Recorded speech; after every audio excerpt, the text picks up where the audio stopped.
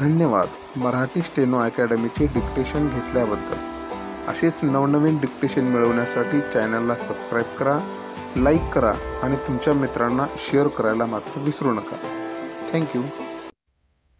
Ready Marathi dictation 140 शब्द प्रति minute start. आता जी दुरुस्ती कायदा सुचवली आहे ती नॉर्मल ॲक्ट प्रमाणे स्थानिक स्वराज्य संस्थांचा कारभार चालू असताना एखादी स्थानिक स्वराज्य संस्था चुकीच्या पद्धतीने कारभार करू लागली तर निर्माण होणाऱ्या परिस्थितीतून मार्ग काढण्यासाठी सुचविण्यात आली आहे। हे अधिकार काही विशिष्ट परिस्थितीतून अनुलक्षून घेतलेले आहेत। कोणकोणत्या परिस्थितीत या अधिकारांचा वापर करावा लागेल या दृष्टीने मी एक उदाहरण सांगतो। एखाद्या स्थानिक स्वराज्य संस्थेचा कारभार नीट नसल्यामुळे तो ताब्यात घेण्याची आवश्यकता सरकारला वाटली आणि त्याप्रमाणे तो घेण्यात आल्यावर तो कारभार सुधारण्यापूर्वी निवडणूक आली तर ते इष्ट नाही।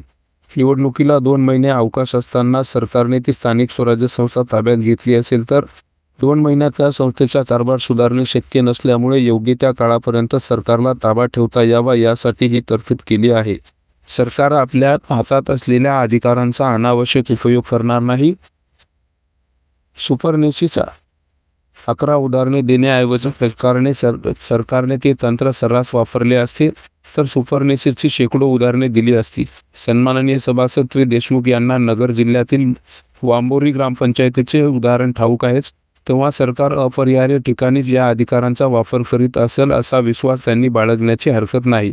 सरकारची लोकशाहीवर श्रद्धा असल्यामुळे घेण्यात येणाऱ्या अधिकारांचा गैरवापर होईल अशी काडी मात्र शंका कोणी घेऊ नये। ज्या नगरपालिकांना सरकारने सुपरडीस केले आहे त्यांना कारभार सरकारने आवश्यकतेहून जास्त वेळ आपल्या हाती ठेवला आहे असे एकही उदाहरण कोणी सांगावे असे मी आवाहनपूर्वक विचारतो। वस्तुस्थिती नजरेसमोर ठेवून हे बिल सभागृहापुढे आणण्यात आले असून भाषिक प्रश्नासाठी ज्यांनी राजीनामे दिले आहेत त्यांच्यासाठी वेगळा कायदा यापूर्वीच सभागृहात पास करण्यात आला आहे।